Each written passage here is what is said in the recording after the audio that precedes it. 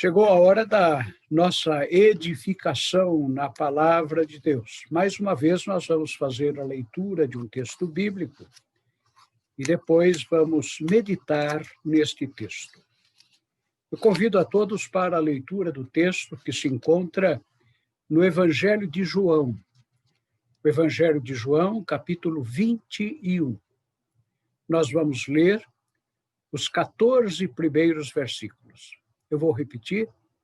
Evangelho de João, capítulo 21, os 14 primeiros versículos, que dizem assim: Depois disso, Jesus apareceu outra vez aos seus discípulos, na beira do lago da Galileia. Foi assim que aconteceu. Estavam juntos Simão, Pedro e Tomé, chamado o Gêmeo, Natanael, que era de Caná da Galileia, os filhos de Zebedeu e mais 2 discípulos. Simão Pedro disse aos outros: Eu vou pescar. Disseram eles: Nós também vamos pescar com você.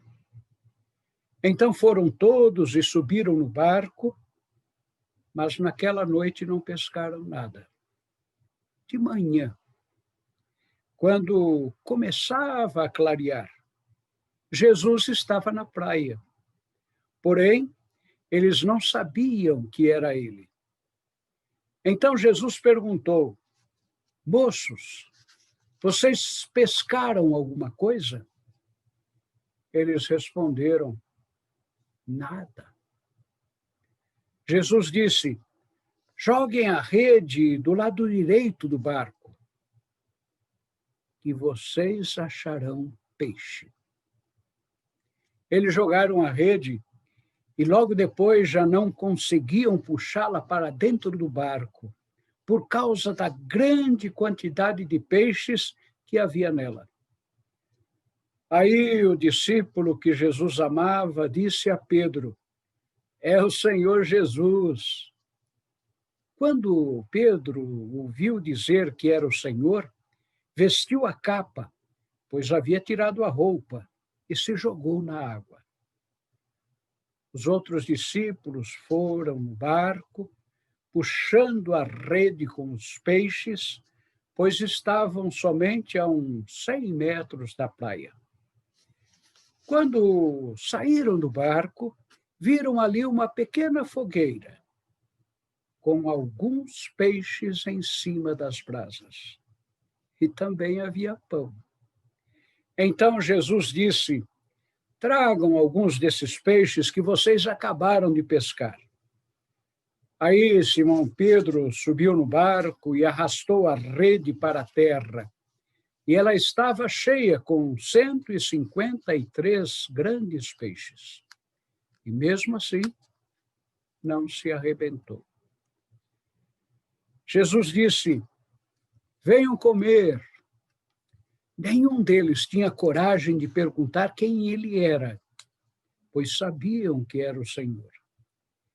Então Jesus veio, pegou o pão e deu a eles, e fez a mesma coisa com os peixes.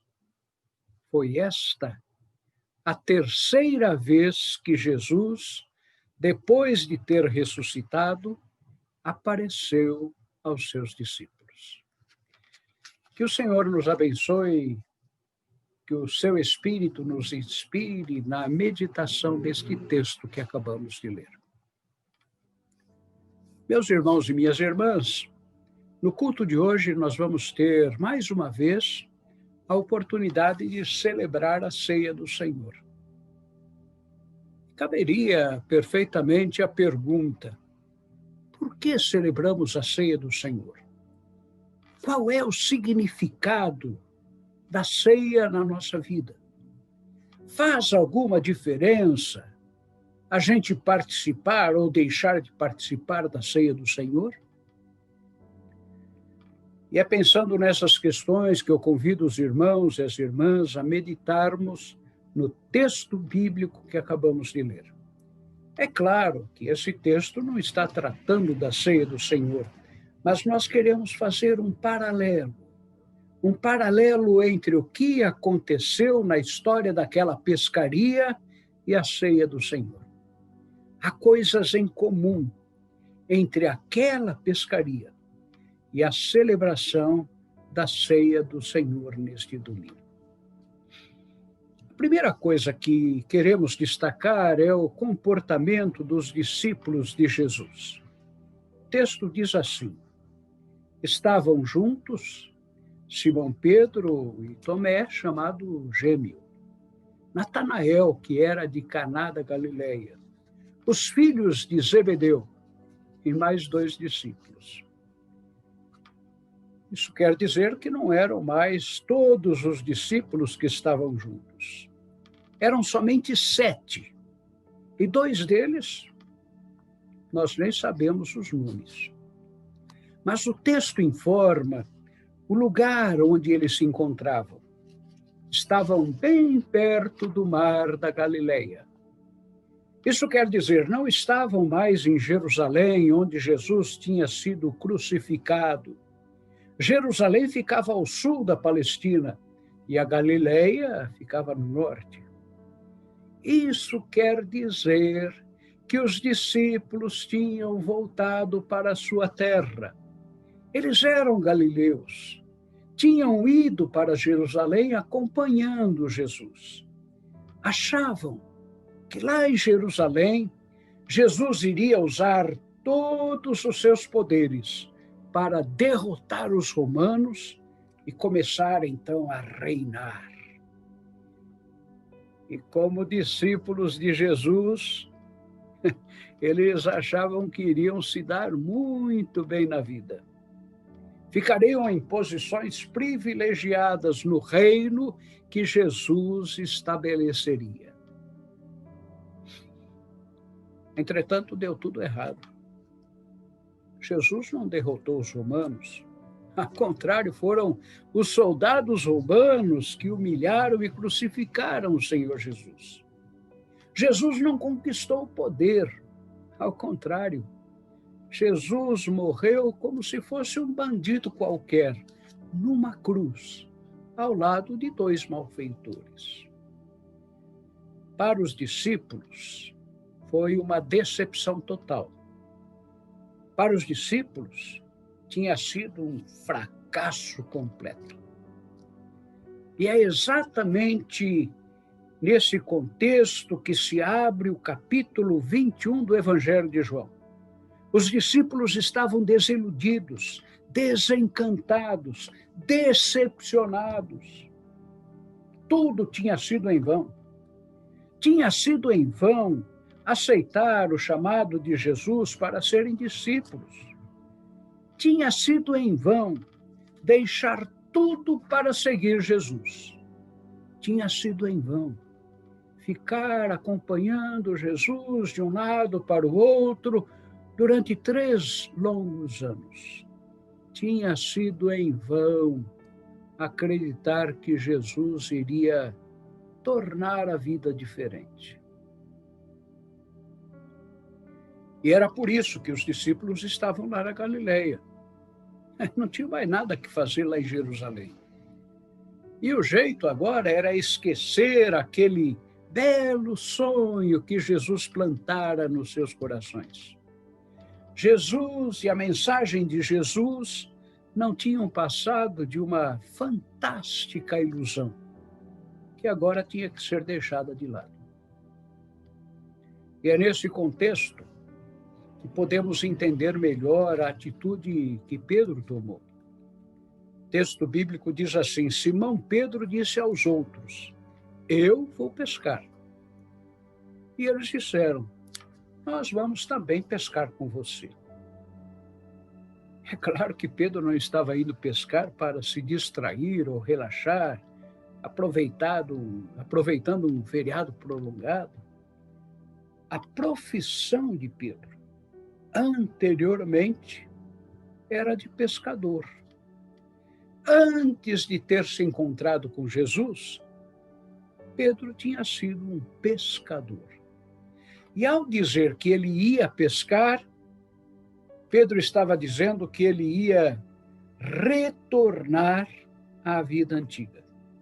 E quando os discípulos disseram que iam pescar junto com Pedro, eles também estavam afirmando que pretendiam voltar a viver como tinham vivido antes de se encontrarem com Jesus. Foi exatamente isso o que aconteceu com os discípulos. Decepcionados, eles resolveram voltar à vida antiga. Desiludidos, decidiram voltar a ser simples pescadores. Mas o texto não termina aí, o texto prossegue. E os 7 discípulos subiram no barco, como costumavam fazer antes de conhecerem a Jesus. E ficaram no mar, trabalhando a noite toda, como faziam antes de seguirem a Jesus. E de manhã, quando o dia estava começando a clarear, Jesus apareceu na praia, mas os discípulos não sabiam que era o Senhor Jesus. E então Jesus perguntou aos discípulos: moços, vocês pescaram alguma coisa?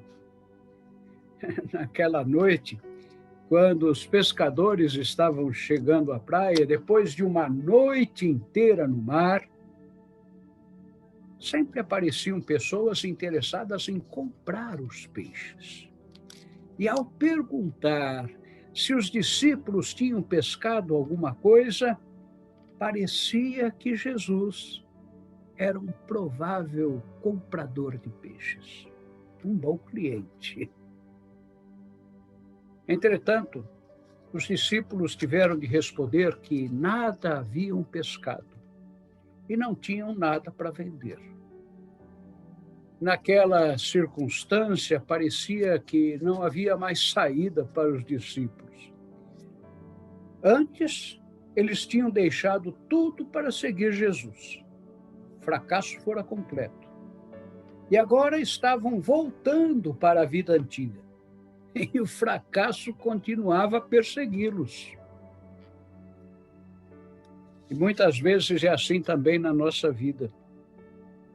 A gente tenta tudo, mas parece que nada dá certo.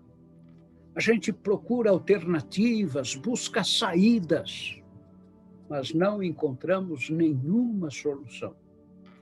Caminhamos numa direção, fracassamos. Mudamos o rumo e continuamos fracassando. E foi isso que aconteceu com os discípulos. Sentiram que fracassaram quando seguiram Jesus. E sentiram que voltaram a fracassar quando voltaram a ser pescadores. Mas a história também não termina aí, ela continua.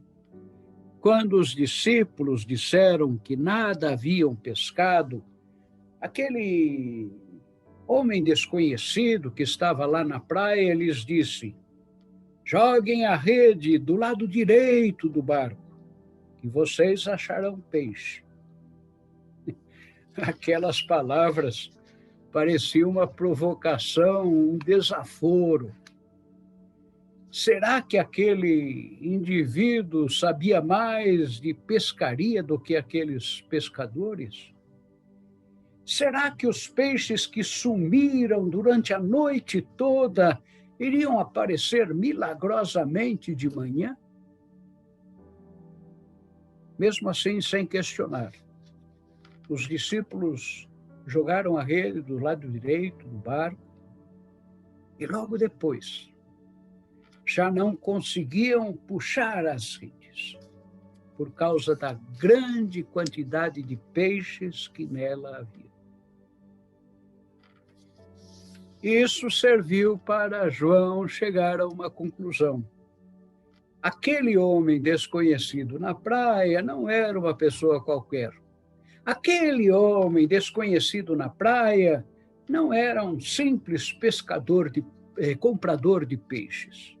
Aquele homem desconhecido era o próprio Senhor Jesus.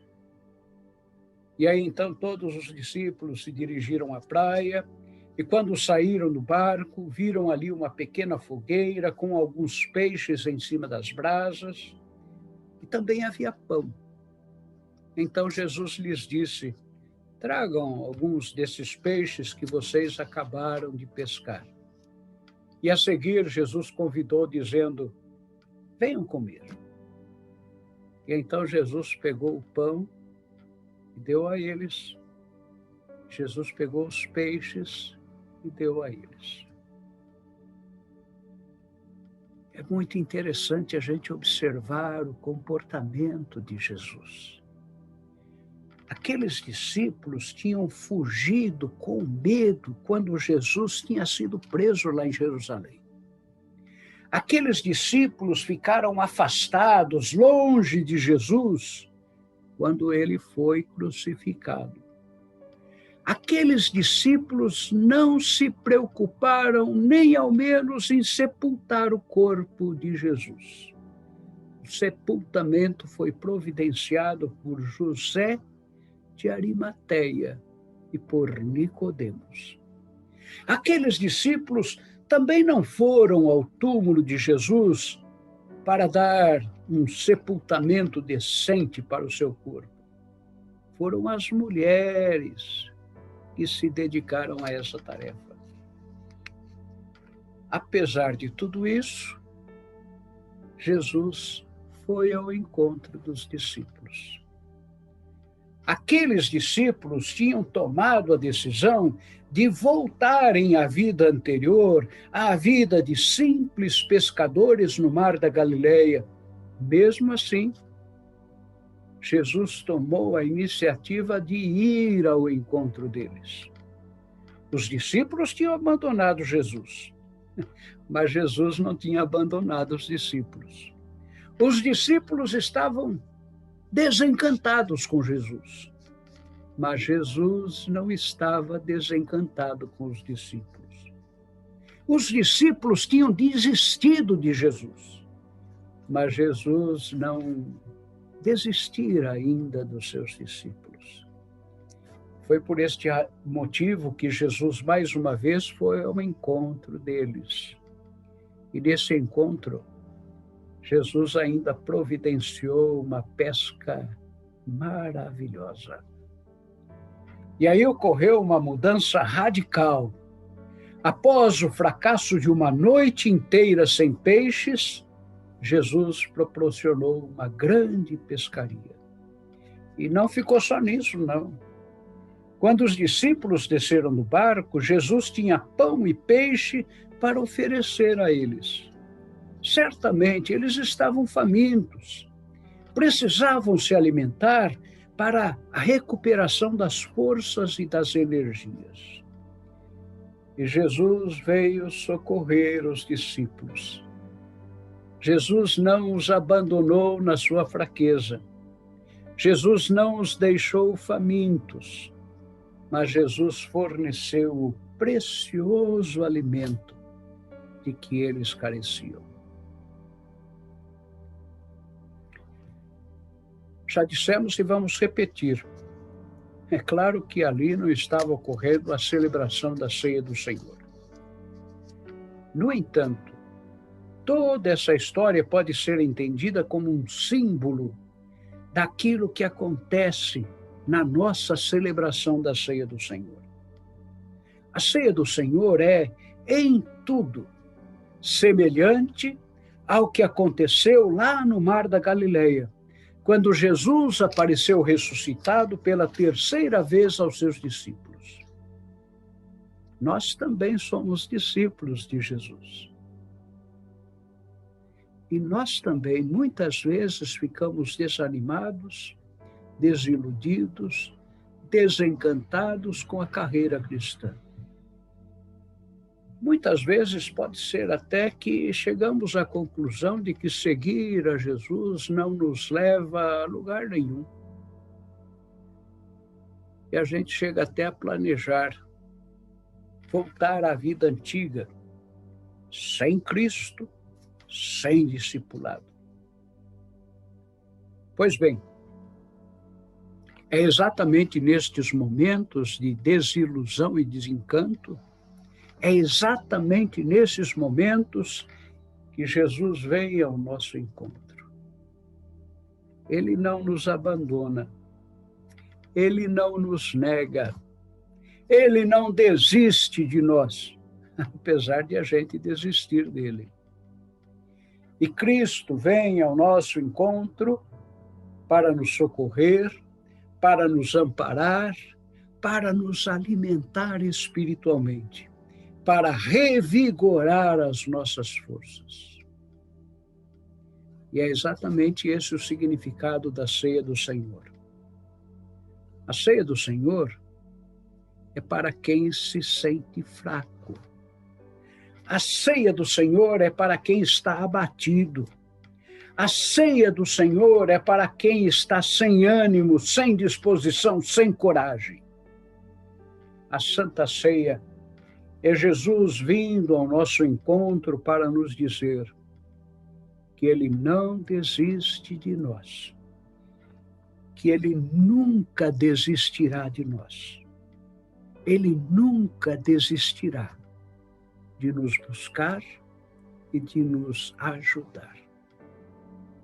Que Deus nos abençoe pela atuação poderosa do Espírito Santo a ter esta experiência com Cristo, ao comermos o pão e ao bebermos o cálice.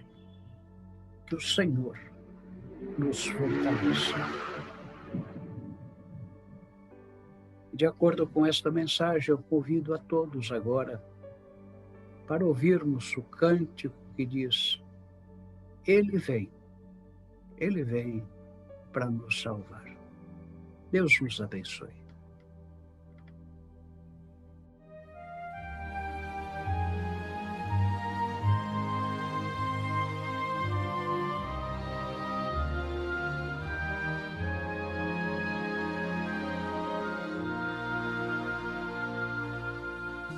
Diga para os temerosos, não há nada a temer. Poderoso é o teu Senhor quando clama seu nome. Ele então virá.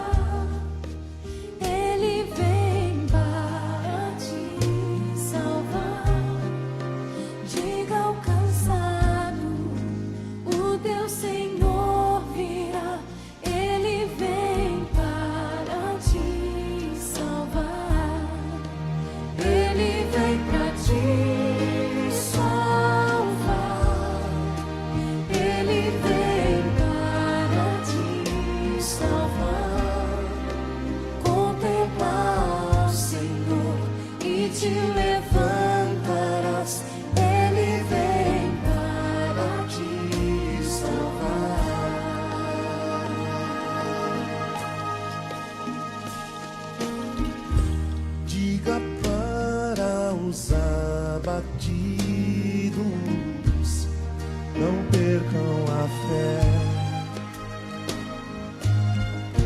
Poderoso é o teu Senhor quando clama seu nome.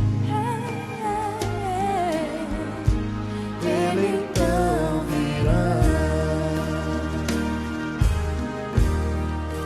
Ele vem pra ti salvar. Ele vem para te salvar. Diga ao cansado, o teu Senhor virá.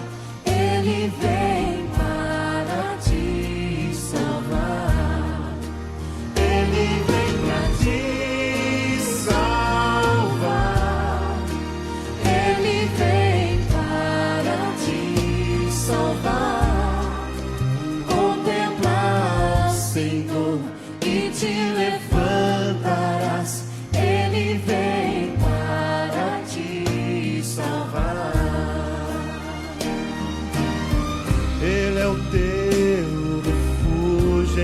nas lutas, um escudo na tempestade, uma torre na tristeza, fortaleza em meio à batalha. Ele vem te salvar, Ele vem para te salvar. Diga ao cansado, O teu Senhor virá, Ele vem para te salvar. Ele vem para te salvar. Salvar. Ele vem, Ele vem oh para te salvar. Contemplar ao Senhor e te levantarás. Ele vem para te salvar. contemplar ao Senhor e te levantarás. Ele vem para te salvar.